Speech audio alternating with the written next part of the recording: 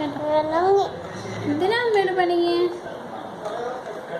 മോൻ എങ്ങനെ വായി വെച്ചേ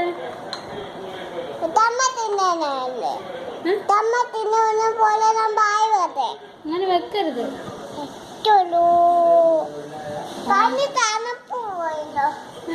കഞ്ഞിയിൽ തണുപ്പ് പോയോ നോക്കട്ടെ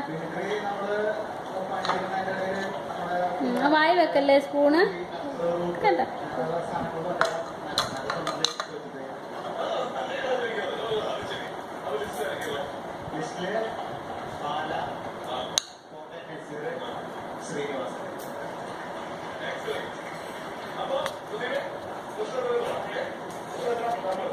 മോനെ വായി വെക്കല്ലേ